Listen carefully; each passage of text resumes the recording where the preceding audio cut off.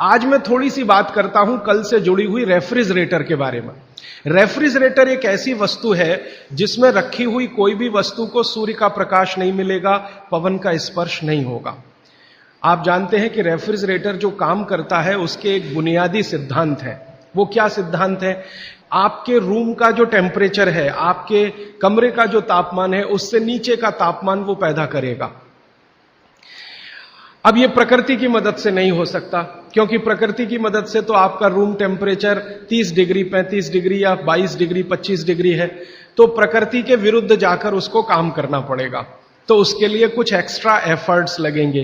तो ऐसी गैस रसायन शास्त्र में जो तापमान को कम करने में काम में आती हैं, उन गैसों का इस्तेमाल रेफ्रिजरेटर करेगा। और एक दो नहीं, ऐसी 12 गैसों का इस्तेमाल रेफ्रिजरेटर करता है, जिनको विज्ञान की भाषा में CFCs कहते हैं, क्लोरोफ्लोरोकार्बन्स, जिसमें क्लोरीन भी है, फ्लोरीन भी है और कार्बन डाइऑक्साइड। अगर आप रसायन शास्त्र की डिक्शनरी निकाल कर देखें, आप में से जिन्होंने पढ़ा है केमिस्ट्री उनके लिए तो आसान है, जिन्होंने नहीं पढ़ा वो डिक्शनरी निकाल कर देखें। क्लोरीन, क्लोरीन के सामने लिखा हुआ है जहर।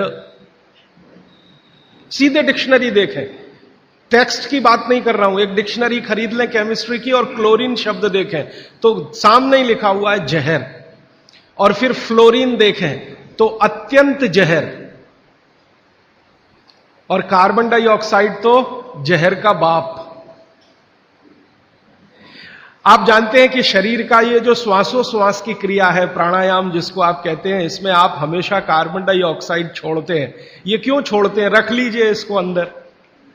अगर इससे इतना ही प्रेम है कि रेफ्रिजरेटर लाके आपने घर के सबसे अच्छे स्थान पर रखा है, जो हर समय कार्बन डाइऑक्साइड से ही खेल रहा है, तो आप अंदर की कार्बन अंदर ही रख लीजिए, बाहर मत छोड़िए। बहुत प्रेम है आपको इससे, तो आप मर जाएंगे। शाम नहीं लगेगी, रात नहीं लगेगी, मिनट में मर जाएंगे। इसलिए प्रकृति ने व्यवस्था ऐसी बनाई है कि कार्बन डाइऑक्साइड जो आपको मार डालेगी, इसको बाहर निकालते रहना है। अब ये बाहर निकले तो आप स्वस्थ रहें। कार्बन डाइऑक्साइड जैसी ही खराब गैसों में क्लोरीन और फ्लोरीन की गिनती होती है। अब ये तीनों, कार्बन से मिला हुआ, क्लोरीन से मिला हुआ, फ्लोरीन से मिला हुआ 12 गैस एक साथ रेफ्रिजरेटर छोड़ता है। CFC1 गैस का नाम है, CFC1, CFC2, CFC3, ऐसी CFC12 तक 12 गैसें एक साथ छोड़ता, 24 घंटे छोड़ता रहता है, क्योंकि वो चालू है आपके घर में। अब इसमें आपने जो कुछ भी रखा है वो सब इन गैसों के प्रभाव में आता है। आप बोलेंगे जी हमने तो भोजन को ढककर रखा है। कितना भी ढक के रखिए, क्योंकि गैसों का असर इतना तीव्र है कि स्टील को तोड़ के निकल जाने वाली गैसें हैं। स्टील के मोटे पट्टे को रख दीजिए, उससे निकल जाने वाली गैस है, हाई प्रेशर की।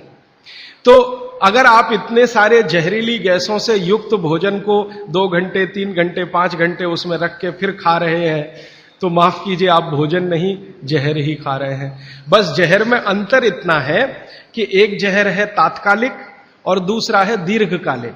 दीर्घकालिक जहर थोड़ा थोड़ा खाएं तो 5-7 साल में पता चला देगा, तात्कालिक खाएं तो 1 मिनट में आपको पता चल जाए। तो इसलिए मेरी आपको विनती है कि आपके घर में रेफ्रिजरेटर अगर ले लिया है तो इसका इस्तेमाल कम करिए, सबसे अच्छा है बंद करिए, और मेरी बात माने तो बेच दीजिए।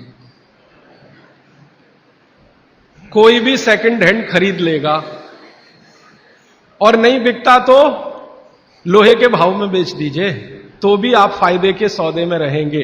क्योंकि इसके रखे रहने से जो मन में लालच है, लालच पता है क्या है? अगर ये है तो कुछ तो करो इसका, अगर ये है तो कुछ तो करो इसका, अगर ये है तो कुछ तो करो इसका।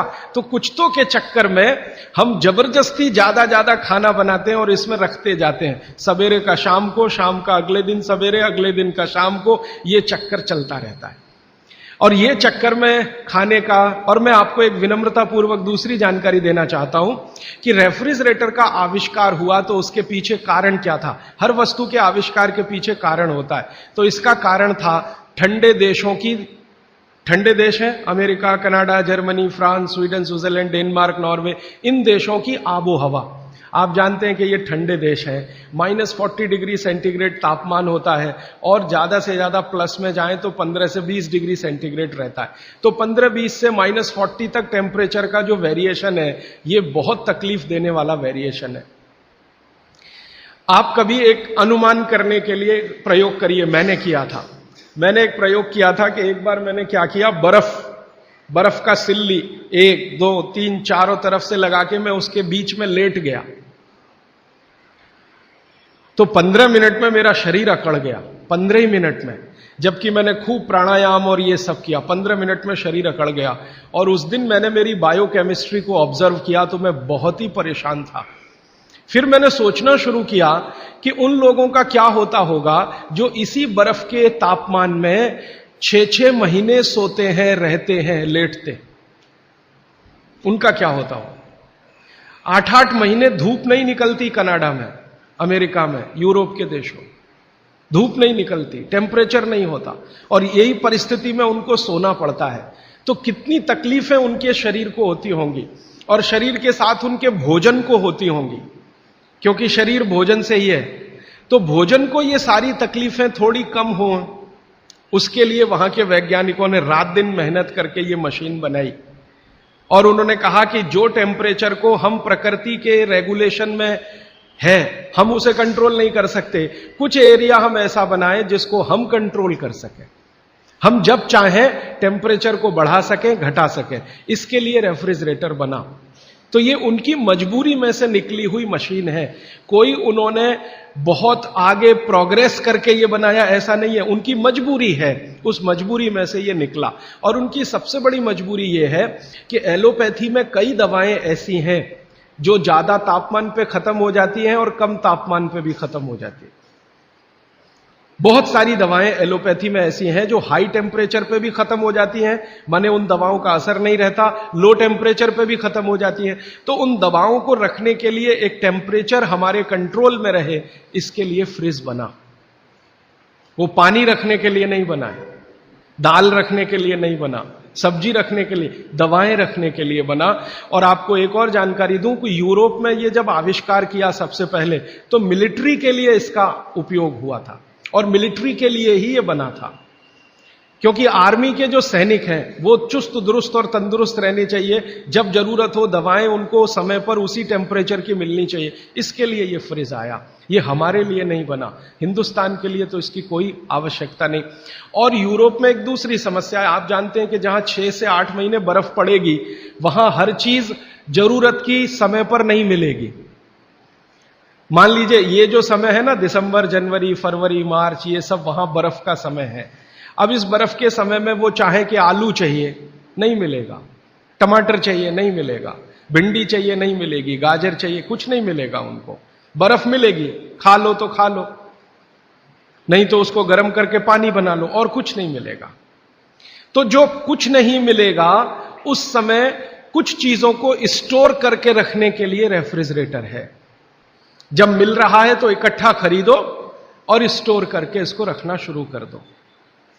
अब गलती तो ये हो गई हम लोगों से कि हमने बिना सोचे समझे विचार किए उनकी नकल के साथ ये ले आया अपने घर में, और ऐसे लोगों के घर में भी ले आया जो केमिस्ट्री बहुत अच्छे से जानते, जो क्लोरोफ्लोरोकार्बन्स को रोज पढ़ते हैं और पढ़ाते हैं, उनके ही घर में फ्रिज।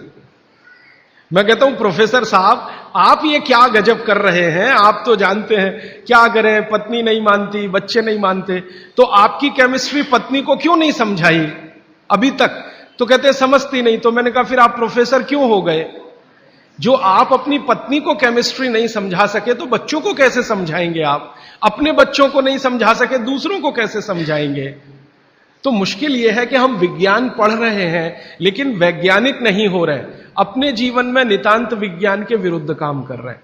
प्रकृति और विज्ञान के विरुद्ध अगर कोई चीज सबसे खराब हमारे घर में है तो प्रेशर कुकर के बाद यही है, रेफ्रिजरेटर। दोस्तों वीडियो अच्छी लगी हो तो लाइक, शेयर, सब्सक्राइब जरूर करके जाएं।